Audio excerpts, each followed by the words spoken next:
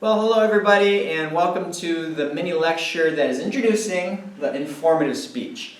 The very first speech that you have to research for, and the goal is to teach us something, okay? It's not a demonstrative speech. You're not going to demonstrate how to do something. You're going to teach us about a concept, okay?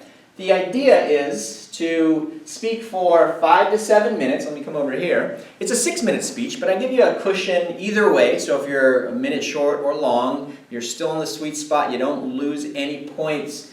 And that will be, one of the requirements. The other is that you at least have 6 outside sources included into the speech. Now you'll include it in your outline with the bibliography, but also you'll include it in the speech. You will want to cite who, what, and when, author, source, and date, so it's a complete source cite, and it helps your credibility. So, for instance, if you went and you did your research and you're citing the New England Journal of Medicine by Dr. Joe Schmo, published in 2019. That's what you'd have to say for your particular quotation, okay? Also, I want you to take a neutral stance. In the informative speech, you are not to demonstrate bias one way or the other or, favoritism one way or the other. If you're going to present, a lot of times people like to, one of the topic areas would be new technologies. And they would show this particular technology and say, it's the latest, greatest, you got to get this, latest iPhone 17, right? And it's more of a sales speech, which is persuasion, which demonstrates bias. So you're going to want to show some neutral stance and look at the kind of the pros and the cons of this particular technology. What's the drawback, that it's not waterproof or that it breaks really easily, it's very expensive, and then you're going to have to get the new version, iPhone 18, very soon. So deliver using note cards, okay? This is extemporaneous delivery, which means, and we've covered this already, where you are using a speaking outline and you've practiced this speech. It's not manuscripted because it doesn't have every single word written. It's more of general ideas that help you keep your train of thought intact. And that way you're able to make more eye contact. You're just holding these cards and speaking to us, okay, and not really reading to us. So that's one of the, and we'll talk more about the value of extemporaneous speaking, but that's what I want to see is your use of note cards. I know in these recorded versions, during these, our remote or online classes, people will have their manuscript, on their laptop and behind the camera. I really don't want you to do that, and it's pretty obvious when you do that. I want to see you with cards. I want to see you using these cards and delivering extemporaneously because it's a really common way to deliver outside of these walls. Also, want you to use 2 to 5 visual aids. I want to know that you can use a visual aid. Those of you who've been wanting to use technology, your Google Slides, your Prezis, etc., you are going to get a chance to do that.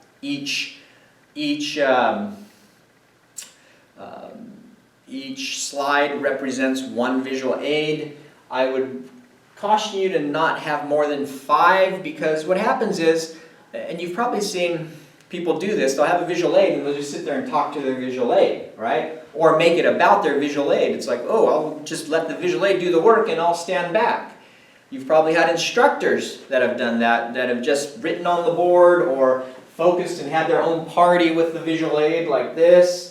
So I don't want it to be all about your visual aid. One of the outcomes of this class is about you having eyes on you, or at least an audience on you, and becoming comfortable with it.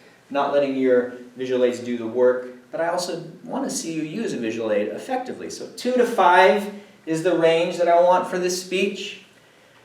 Now remember, 2 things that you have to submit for this speech that you haven't had to yet is, number 1, a recorded practice session, which includes a graded rubric. Okay, you're going to see that discussion board where I have former students and you grade them using my rubric and you submit it and you comment on other people's assessments. of that particular individual, where you're going to do the same thing for yourself. You are going to submit a video as well as a graded rubric, so you're going to be the instructor grading your practice session and submitting it for 10 points. Okay, so make sure you do that. And a formal outline with bibliography. And we'll go more into detail what that will entail. There's 10 things in order for you to get 10 out of 10 points on this formal outline. It'll be very clear. There's already posted some sample outlines for you to look at that got 10 out of 10, and I'll go over that in another discussion. So that's your informative speech, what's the requirement is, and some of the goals I've touched on. I want you to research a topic that demonstrates information competency. So what's information competency, you might ask? Well, it's really one of the goals of higher education, is that you can access, you know where to find reliable, credible information. Obviously, there's been a lot discussed with fake information, fake news and all of that. Who do we trust? And that's really what we're talking about, is I want you to find reliable information. And what that means in an academic setting is getting to the Sacramento City College databases and finding peer-reviewed journals, finding those journals that are written with some expertise behind them.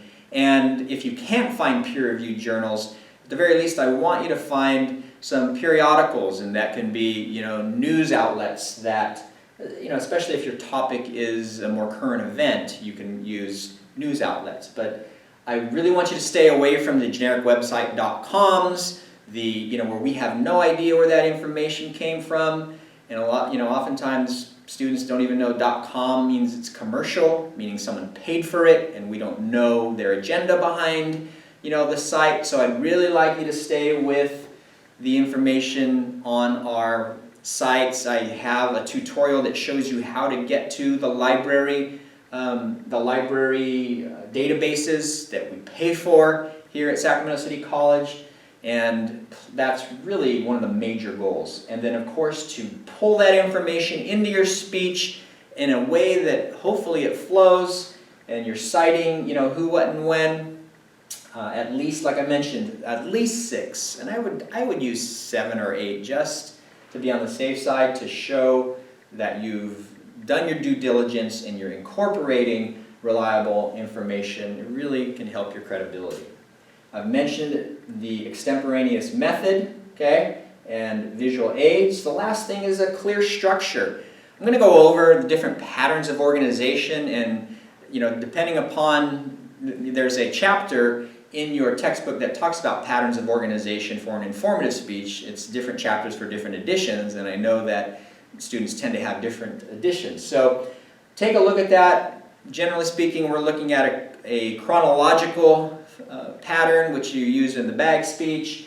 We're also looking at a topical organization pattern. Could be looking at a spatial one or a pro-con one with a controversial topic. So these are the goals for the informative speech. This is one that's worth 30 points, so really it is a major part of your grade. So you have really 30 points for the speech, 10 for the formal outline, 10 for the recording of your practice session and the rubric. One without the other is not going to get the 10 points.